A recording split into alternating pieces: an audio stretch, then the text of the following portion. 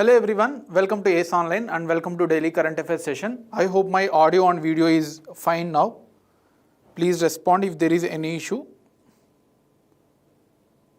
Yeah, so briefly we will see what are all the articles that we are going to cover for today, right? Yeah, so these are the articles that we are going to cover for today. First one, paper ballots and EVMs. Yesterday, Supreme Court has given certain pronouncements related to the EVMs as well as paper ballots and then VVPATs. So we will see these articles in a individual manner. Paper ballots and EVMs we will see. This is part of our polity. First we will see how they were working and now what are all the pronouncements that Supreme Court has done, right? Similarly, we will also see about the VVPATs, which again forms part of polity subject, right? Then comes Shanghai Cooperation Organization from International Relations, from IR, right? So this is again very important as India is part of it. Then Chernobyl disaster of 1986 in Ukraine. So this was actually, we are, what you call, remembering that particular day, April 26th. That's why this was there in news. We will see that as well. This is part of disaster management, right? Next one, Global Education Monitoring Report of UNESCO. See, this is again part of IR, International Relations and Organization. So we will see also important observations made by the report as well, right? Then Climate Technology Center and Network. So this is an organization, right? So this is part of our environment. Then comes Marrakesh Agreement of 1995. This is part of our economy, right? Which WTO has formed, right? These are all the articles that we are going to cover in a detailed manner, and then we will see some factual pointers, some 5-6 factual pointers are there. Finally, we will see the practice questions as well, right? So, a very warm welcome to the session, Oindila and Srinath. Very good evening. So, let's start with the first article, that is paper ballots and EVMs, right? Supreme Court has pronounced that EVM system, it has refused to take the plea, right? Someone has complained that EVMs are not working proper, some issue was there. So they have heard, Supreme Court has heard and it has quashed the petition that there is no justified reason. So we will see what Supreme Court has observed. But before that, let's understand how paper ballots were working, what are the features, and then we will also see electronic voting machines, and then we will finally see the Supreme Court observations, right? So first, the ballot paper system. So earlier, before the EVMs were, come into the picture, ballot paper system were being followed across the India. So here, in case of paper ballot system, you will get one paper with all the printed symbols, all the contestants. Say for example, from a constituency A, there are some 5 contestants. So 5 contestants' names were displayed, and then you are given with certain ink where you need to mark or the pen. So you need to round it off and then fold it, and then you need to keep it in the ballot paper. So this was the approach that we were following until EVMs came into the picture. This was a very huge process. We need lot of printing of papers, lot of financial resources was draining, and also there were certain issues like booth capturing, right? And then rigging. There were a lot of things which came into the picture, right? So that's why we have moved out of this paper ballot system towards the electronic voting machine, right? So EVMs were electronically manufactured and then the votes has recorded through the EVMs, right? So EVMs are those machines which can record the vote after pressing the button. So it is not like a fingerprint or something. It is after pressing the button, your vote will be recorded, right?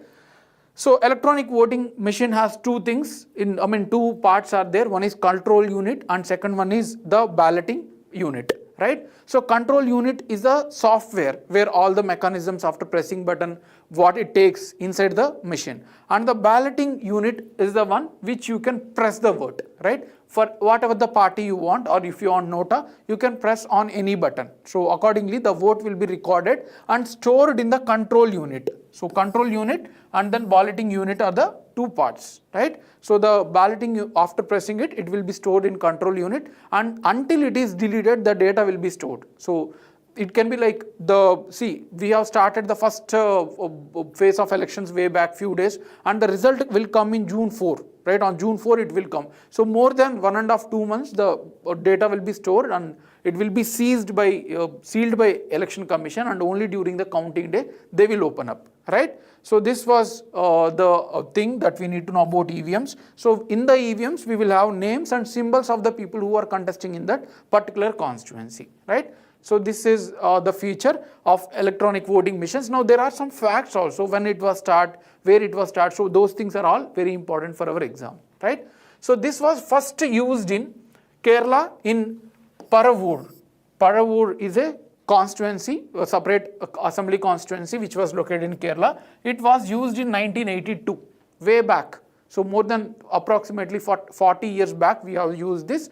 But as there is no specific law in the constitution or maybe in legal charter, that is parliament laws, Supreme Court has quashed and asked to conduct the ballot paper system voting, right, in the same constituency, because there was no law which is guaranteed or which is giving power to conduct elections through EVMs, right? So that's why it was quashed, and after that Parliament has amended Representation of People Act 1951. We have discussed this many times in the previous sessions. So RPA Act 1951 was amended by the Parliament to enable to conduct the elections through electronic voting machines, right? So this was done in 1989, but the first election was through electronic voting machines was conducted in 1998.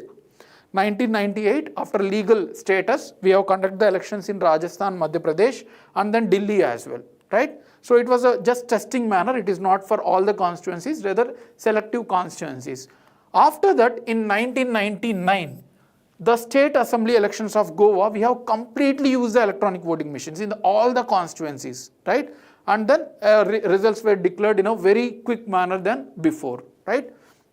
Now, after after 1999 Goa assembly elections, we have full-fledgedly used in 2004 of all the Lok Sabha seats across India, including assembly seats for some states, and then Lok Sabha elections as well. We have used the complete EVMs, right? And EVMs are manufactured only by two organizations, Electronics Corporation of India Limited and then Bharat Electronics Corporation India Limited. So these are all government bodies, so that nobody will tamper the EVMs, right? So these two are the only organizations which have authority to manufacture these EVMs, right? So that is about the EVMs. Now, have you understood this context? Yeah, very good evening, Sakshi. Welcome to the session. So now, I hope it is clear. We have used ballot papers and then we have used the electronic voting machines, right, after legal guarantee and all. Now, what the Supreme Court has, pronounced. Before that, let me tell you what are all the petitions filed. Many people have filed petitions repeatedly since many years that EVMs are prone to the hacking, and the democracy, the core value of democracy to have equal voting, the genuine voting is being affected, right? Of course, there is no justification, there is no proofs that they have kept forwarded. They just criticize that this is not a good thing. We need to go back to the ballot paper system so that we can cross check. If there is any dispute, we can cross check the ballot paper, right? So that's what they have filed petition in Supreme Court. After that, Supreme Court yesterday has heard and they have pronounced certain important judgments or certain important observations that you need to know. It has clearly said that there is a weakness in ballot paper system. It is well known to everyone, like booth capturing, as I said, and then wastage of paper and delay in the results, right? Altering of the booth capturing and all, using the local influences. So there was a lot of negative aspects from the ballot paper system that is known to everyone. That's what the Supreme Court has pronounced. This is one important observation. And certain more complex elements were observed by the Supreme Court. One is we have increased our population. There is a vast size of Indian electorate. So approximately 97 crore people are eligible to vote in India, right? So approximately 100 crores. So 100 crores you need to take papers and then print out. So it takes lot of time, lot of manpower. So that's why this is one of the biggest challenge. It was pronounced. Similarly, we have a number of contestants increased. Few years back, maybe 20-30 years back, only few people were contested. Now the people are empowered, and for each constituency on an average 8 to 9 people are contesting across the Lok Sabhas and then assembly. So it is again very difficult to handle this particular situation. Similarly, number of polling booths has increased because only 1500 voters are allocated to each of the booth, right? So because of these all complexities, this is not at all possible to go back to the ballot paper system. So this is what it was observed. And one more observation is that blind distrust. That means you are just criticizing, but where is the justification? Where are the proofs? Without proofs, you don't come and file these petitions and don't waste our time. So this is what the Supreme Court has pronounced about the EVMs and comparison with the ballot papers, right? Similarly, the court also refused to downplay the rule. Let me explain you the rule first. Under Representation of People Act, Conduct of Election Rules, there is also one more rules established. So this is also important. In 1969, Conduct of Election Rules were there, and within that there is a section 49 MA. Please understand this, what I'm telling this penalty. If anyone files a wrong complaint, that means if it is turned to be a wrong complaint, then the people who complained against these EVMs will be penalized. I mean, they have to pay fine approximately 50,000, 1 lakh based on the gravity of the situation, right? And if it is extreme, then they also will be jailed. So if any individual files a wrong complaint against these EVMs without any proofs, they will be penalized, right? So this has power under Indian Penal Code. And many people have filed a petition again mentioning that this rule has to be omitted. It can be punished illegally, so it is a doubtful thing also we need to take into consideration the democracy. So we need to quash this. But Supreme Court has not quashed, it has said that this should be there because people will misuse because of various political affiliations. So that's why this provision cannot be omitted from the conduct of election rules. So this is also important, right? And it has advised Election Commission of India to take more stringent action towards the electronic machines by hack proof, and then take some measures, whatever may be, study and try to do it in a much better way. So that's what Supreme Court has advised the Election Commission of India, right? So this is about the EVMs. Any doubts in this? So we have seen what the ballot paper, what is electronic voting machines, and what Supreme Court has pronounced, right? So those all very important for our exam. Any doubts in this?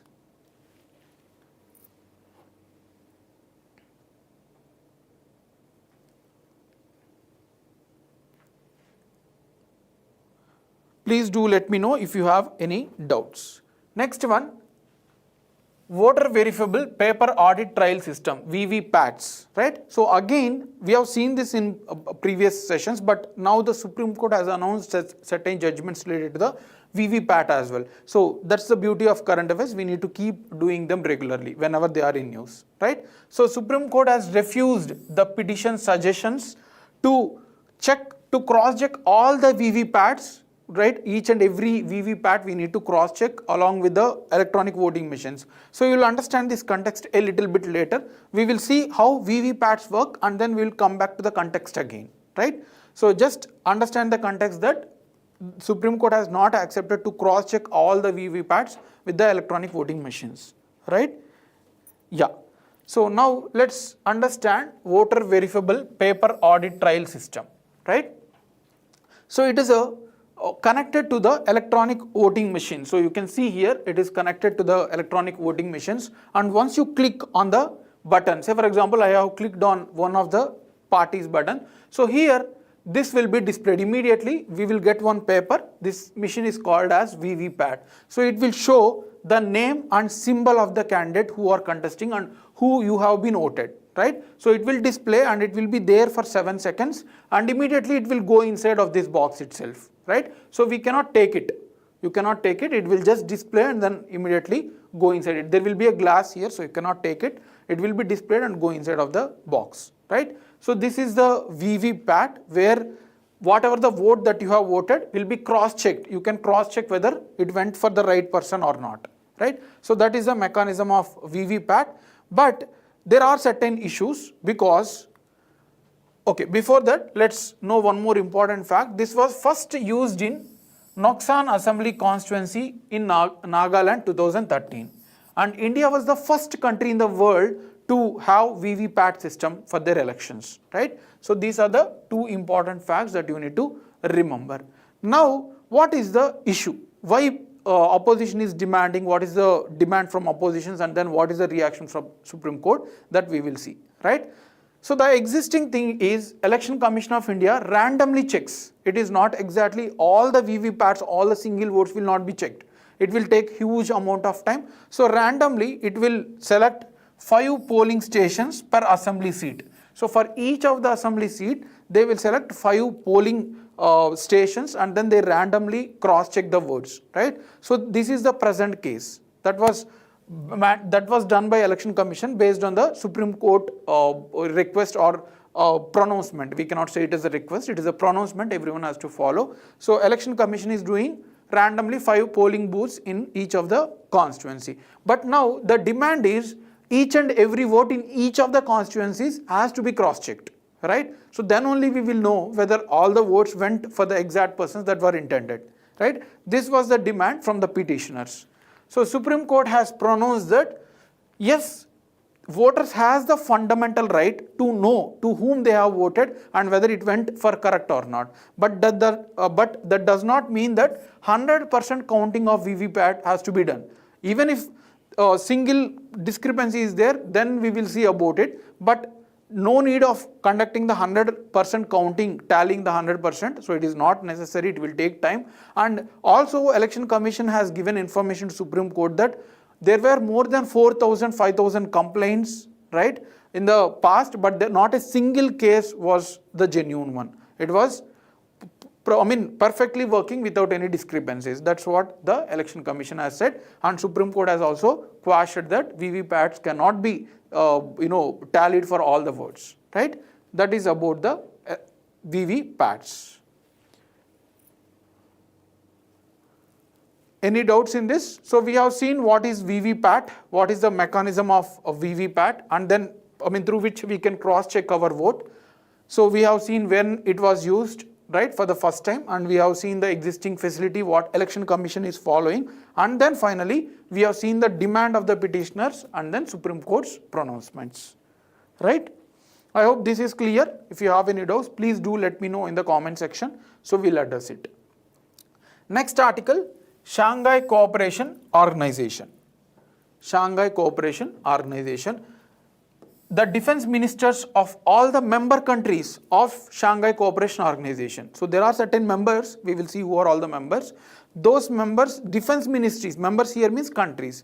The defense ministries have met in, Kazakhstan, right? And then they have endorsed one earth, one family, one future.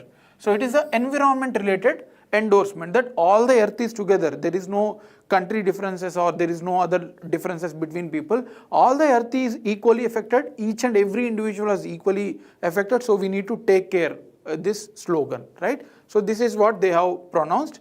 Now let's see about the Shanghai Cooperation Organization. This is a intergovernment. See, there are certain types in the international level. There are NGOs, international NGOs, like for example, you can take Oxfam, which publishes inequality report. So it is an NGO, not associated with any government or any international organization. And there are international organizations. International organizations. So here, in case of international organizations, they are institutionalized. They have headquarters, they have a body, right? So it was international organization. There is a physical organization in some place, right? Like United Nations organization. UN is an example of United Nations organization. Now comes intergovernmental organization. Intergovernmental organization. So it is an imaginary concept where there is no physical agreement as such, but it is a coming of together all the countries and they are signing, agreeing certain elements. That's all. It is not an international organization which physically having an institution. So it is an agreement, that's all, right? So these are the three things, and Shanghai Cooperation Organization is an intergovernmental organization, right? It was founded in 1998 actually with the Shanghai Five, with the name Shanghai Five. right? So here Uzbekistan is not there.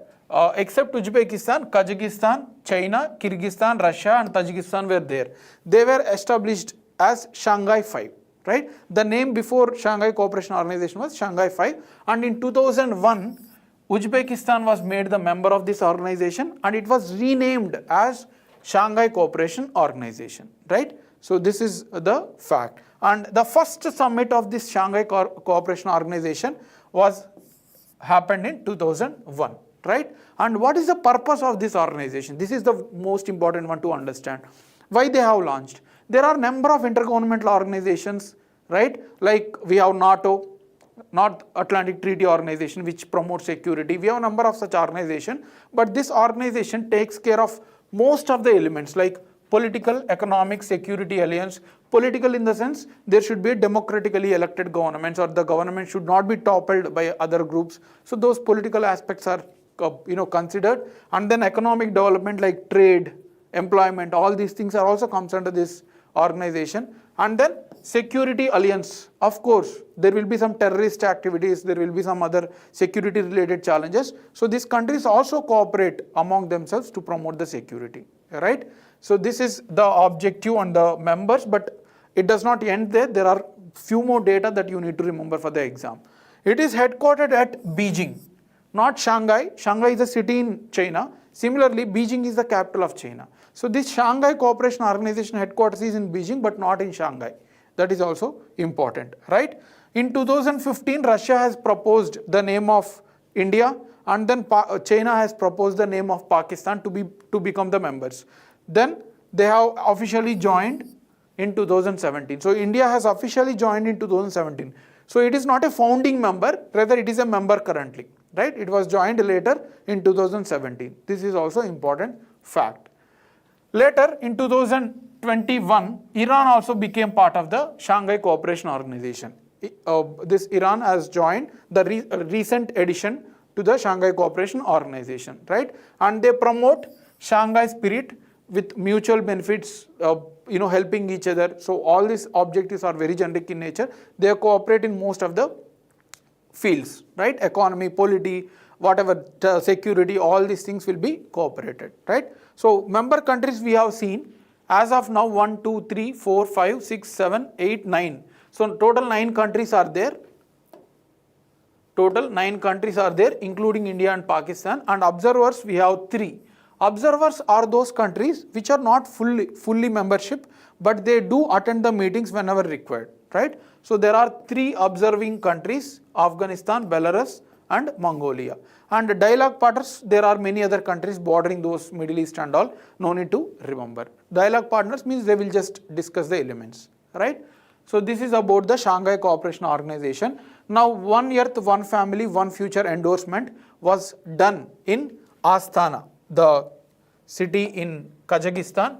So Kazakhstan on April 26, they met all the defense ministers from this country, Shanghai Cooperation Organization. They met and they have met in Astana, and then they have endorsed One Earth, One Family and One Future. So on climate change elements also, they were able to cooperate each other, right? So this is about the Shanghai Cooperation Organization. Any doubts in this? Any doubts? So we have seen the meeting, what the endorsement, and then we will see the very important facts about Shanghai Cooperation Organization, how it works, what are the elements and all, and then finally the endorsement, right? Next one, Chernobyl disaster of 1986. So why we have taken this article? Because the disaster has happened on April 26th of 2024. That's the, sorry, not 2024, it was 1986. April 26th, it has happened, and now we are remembering that event which has happened, right? Yeah. Now let's know what actually is a Chernobyl disaster. So this is a very small thing in the sense that there are very less facts. You don't need to remember everything. It has happened in present day Ukraine. Present day Ukraine. Earlier it was part of USSR, right? So USSR has dismantled in 1991. So before that, Ukraine was part of USSR, and Chernobyl is a city in Ukraine. It is near to the Kyiv, right? So the capital of Ukraine. This Chernobyl is located in Ukraine, right? That is important fact. And the disaster happened because there are nuclear reactors. There was a lot of nuclear reactors. Number 4, there is around 8 nuclear reactors were there, and on that particular day, few people went to check the this nuclear reactor number 4, and then immediately it has bursted. It has it has released intense radiations, and it was believed that more than 10 lakh people have been affected directly or indirectly by the Chernobyl disaster. So there was a emission of neon gas. Neon gas was emitted, and then it was leading to lot of deaths as well, right? It was there for many years, and it was proved that this is the most biggest nuclear disaster in the world, right? So this is what happened in the Ukraine in 1986, right? Because of emission of neon gas, and then it is in Ukraine, number 4 nuclear reactor, right? Very simple article. Next one, Global Education Monitoring Report. Global Education Monitoring Report. UNESCO, it was released by UNESCO with the name, every year Global Education Monitoring Report is released by UNESCO, but this year title for the same report, the title was given as Technology on Her Terms. Very important, they will ask you this, the title. Technology on Her Terms was the title of this year Global Education Report. Alright. More about the report, what it has said, we have to understand. Right? What it has said in this report is very, very important. Understand this as an issue rather than facts, right? So these things will be happening and are happening in our society since many years. So just understand, connect it to your real life, right? So you will understand how gravity the situation is.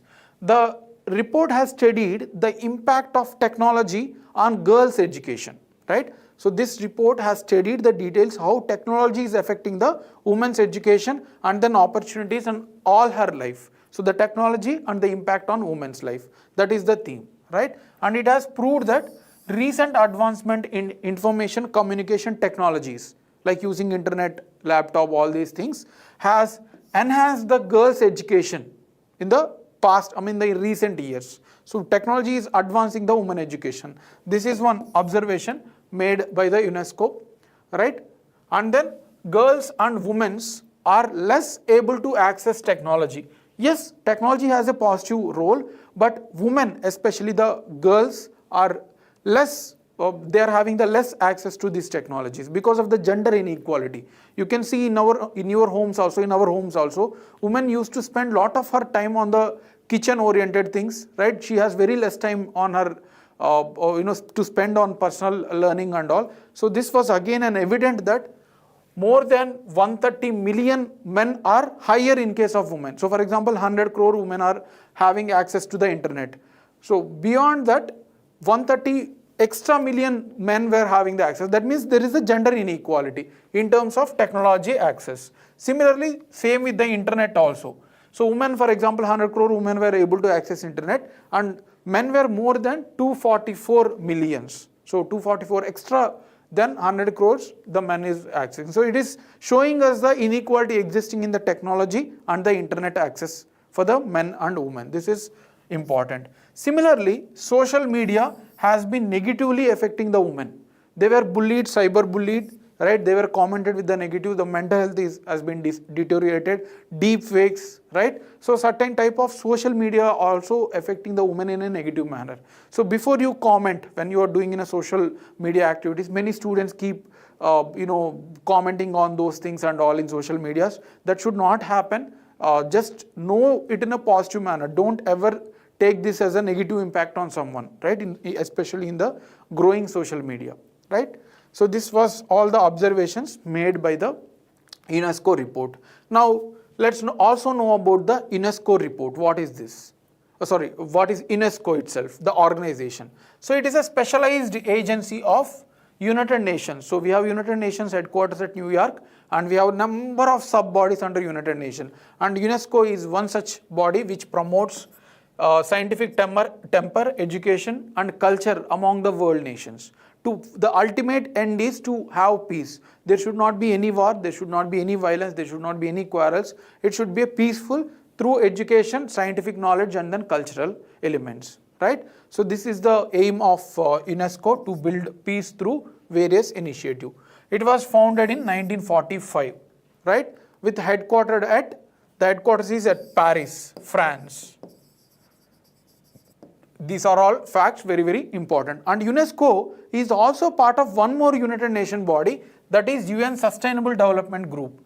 We have sustainable SDGs we are trying to achieve. There are 17 SDGs we need to achieve by 2030, right? You all know this is a very popular one. To promote them, to achieve the success, UNESCO was also cooperating with this particular organization, right? And we have 193 members as of now in UNESCO, and there are certain countries which are not part of UNESCO. This is also important. So Israel, and then Liechtenstein, and then United States. So these three countries are not part of UNESCO. Especially you need to remember, this was already asked in the exam when United States came out of it during Donald Trump. So it was already asked in the exam. United States is not part of this organization, right? So that is about UNESCO. Any doubts? Any doubts in this? Okay, let's move ahead to the two small articles are there. Let's see about them as well. Climate Technology Center and Network. It was the 10th anniversary. There was a meeting of Climate Technology Center Network, right? So we will see about this. There is no situation actually, but there was a meeting to discuss about the climate change, that's all. So here we need to know what actually is a Climate Technology Center and Network, right? So this is a implementation arm of technology mechanism of UNFCCC. So let me explain here. UNFCCC was established in 1992 under Rio Summit, right? So till that time there was no regular meeting of all the countries related to the climate change.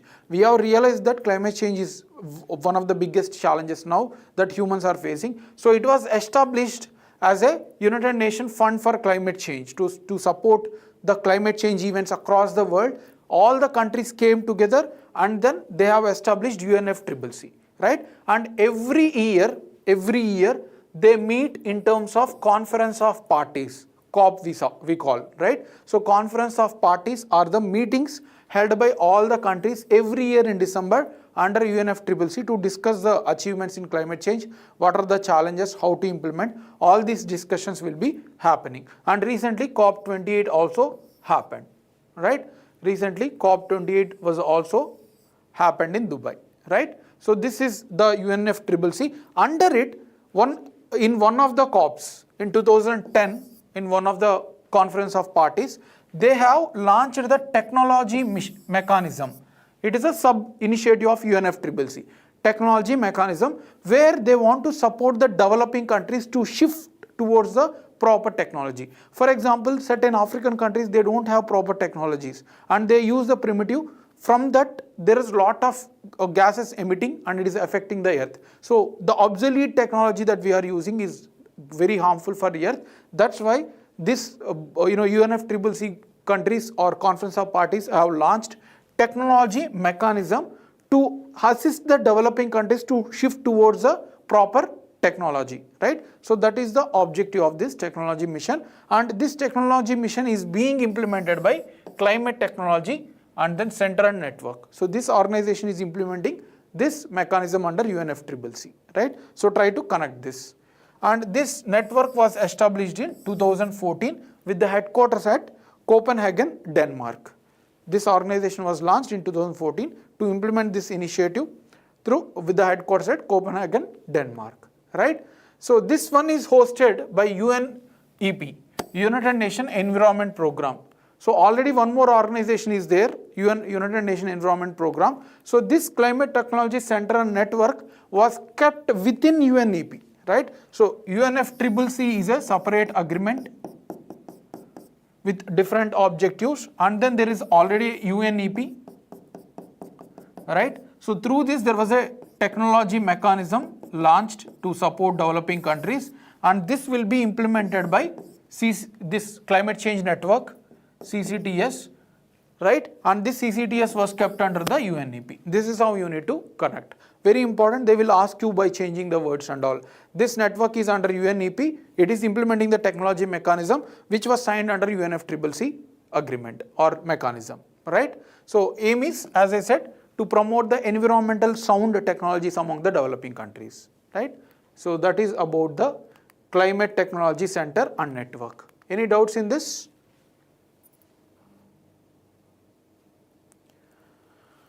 Okay, so the last article for today before going into the factual elements, Marrakesh Agreement 1995. Marrakesh Agreement 1995. So Marrakesh is a city in Morocco, the North African country. You can open your map and you can see. So Marrakesh is a capital city of Morocco, and it was met all the countries in 1995, right? So this Marrakesh Agreement was 1995. Before that, all the countries have met together and they decided that we need to launch a World Trade Organization, right? So earlier we were having GATT, right? We were having GATT, which is called as General Agreement on Tariffs and Trade. So it is an agreement. It is an agreement, but it is not an organization itself. It is just an agreement that countries came together and they have framed certain rules. But there was no organization which controls the trade, which regulates the trade in the world, right? So because of that, the countries have met in Uruguay, right? South American country. They have met in 1994 and they have decided to establish the World Trade Organization. They have decided, that's all, but they did not establish. Next year, when the parties met in Marrakesh, the city in Morocco, they have established the World Trade Organization to regulate the global trade between the countries. Alright? So this agreement led to the establishment of World Trade Organization, replacing the General Agreement on Trade, right, which was there since 1940s. It was there, so it was replaced with WTO, right? And initially it was launched for trade, but now WTO takes care of intellectual property rights, agriculture agreements, so it was diversified. World Trade Organization takes care of most of the economy related things. It is not just about the trade, right? So this was happened. Now let's also know about the World Trade Organization. As I said, it was replaced the General Agreement on Tariffs and Trade and then established in 1995 with the Marrakesh Agreement, right? And this is the world's largest international economic organization which takes care of the trade, right? This is the only organization which countries has accepted. So if there is any dispute, then World Trade Organization will take care related to the trade activities.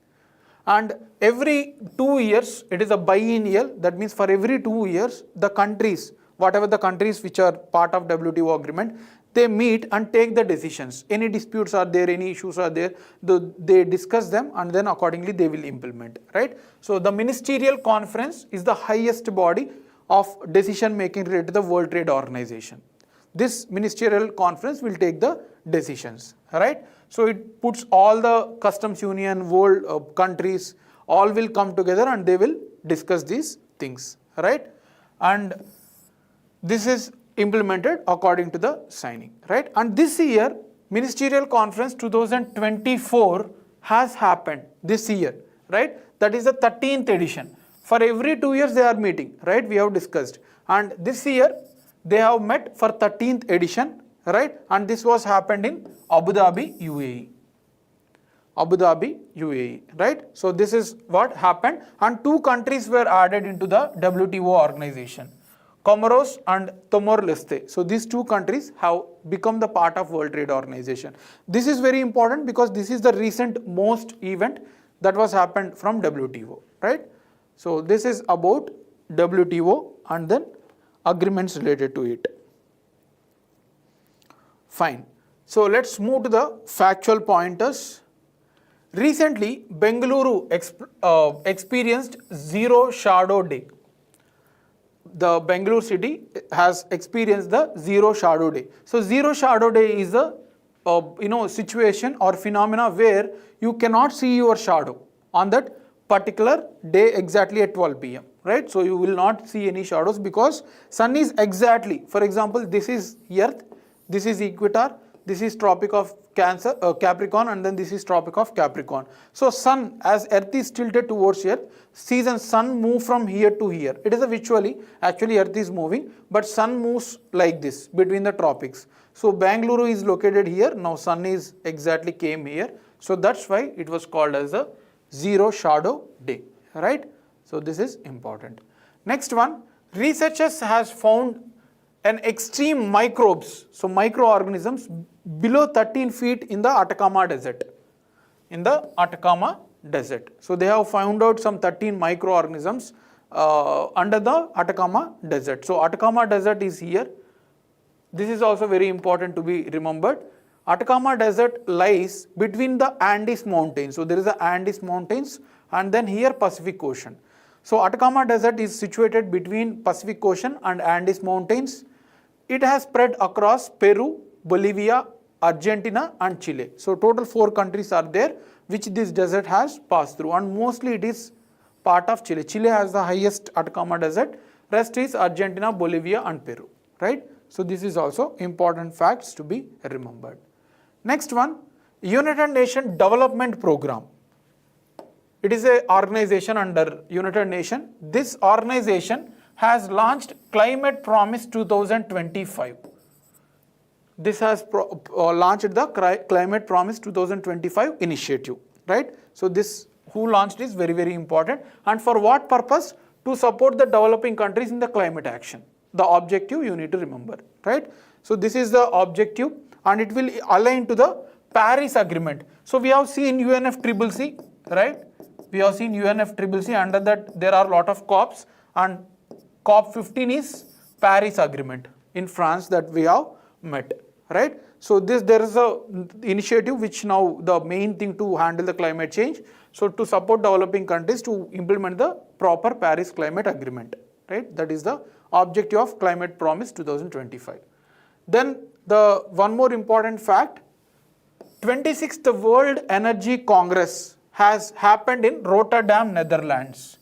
World Energy Congress was 26th meeting has happened in Rotterdam, Netherlands, right? And this has happened to properly take measures related to the clean energy, right? Shifting from coal towards the clean energies like solar and wind energies, right?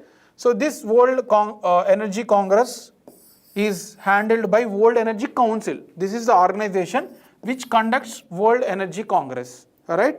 So this is the organization and it is headquartered at London, UK. It aims to implement the clean energy across the world, right? So this is the fact. Then one more fact, India's first multi-purpose green hydrogen pilot project. Multi-purpose green hydrogen, which does not emit any of the toxic gases, was launched in Himachal Pradesh, right? At Nathapa Jakri Hydro Power Station. So they will ask you where is Nathapa Jakri Hydro Power Station. It is in Himachal Pradesh and this is the first multi-purpose green hydrogen project, all right? Last fact for today, World Intellectual Property Day is observed on April 26th. World Intellectual Property Day is observed on April 26th to promote the issues related to the intellectual property rights, the ideas we need to encourage. And the theme is intellectual property rights and the sustainable development goals, building our common future with innovation and creativity. So this is the theme of this particular day, right? So that is about the current affairs for today. Now let's see the practice questions in a brief manner from the discussion that we have done. First question, with reference to Shanghai Cooperation Organization, consider the following statements. It is a permanent intergovernmental international organization, right? It is an intergovernmental international organization. Some internal governmental organization will be there within certain continents also, within Asia and all. So it is an intergovernmental and international organization, they have said.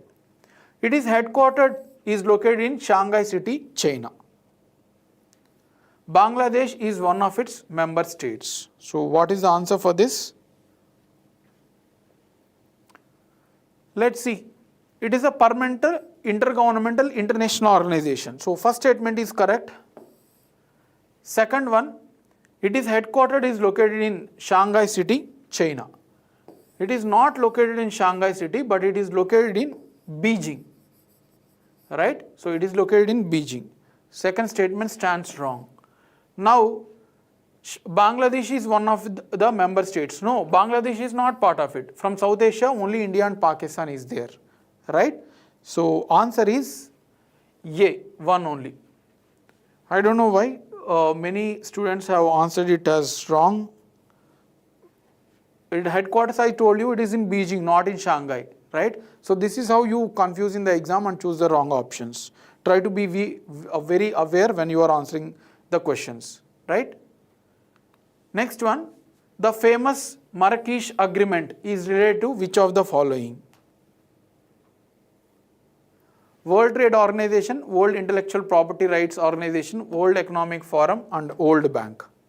So Marrakesh Agreement is related. This is a past question, UPSC Civil Service of 2007. Marrakesh Agreement was formed for what? Yeah, very direct question. World Trade Organization, right? Yes. Santosh, Srinath, Ranjan, Diksha, Sahana, Trida, Oendila, everyone have answered it as correct, right? Next question. Which of the following statements about climate technology center and network is correct? So about climate technology center and network, which one is correct they are asking? It is the implementation arm of Global Environment Facility. That is the first statement. It was established in 2014 with headquartered at Paris, France. It is hosted by United Nations Environment Programme. It promotes accelerated transfer of ozone reduction in lower layers of atmosphere. So what is the answer? It is not arm of Global Environment Facility, it is arm of UNFCCC, and it was headquartered at not at Paris, rather it is headquartered at, I think it is headquartered at UK, right? Yeah. So next is it is hosted by United Nations Environment Programme. Yes, this is correct.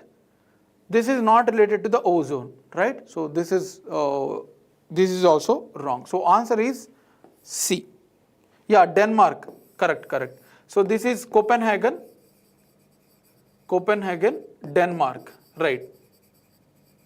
So this is the headquarter, right? So C is the answer.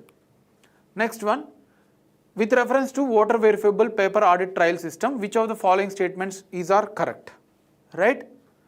First one, it is an independent system attached to the EVMs that allows the voters to verify that their votes are casted to the intended person, right? So this is the first statement. VVPAT can be physically accessed by the polling officials but not the voters. Physically accessed. So that is the second thing. They are first introduced in the Kerala Assembly elections in 2013. What is the answer for this? First one, yes, correct, because that's how they work. We can cross check our votes, right?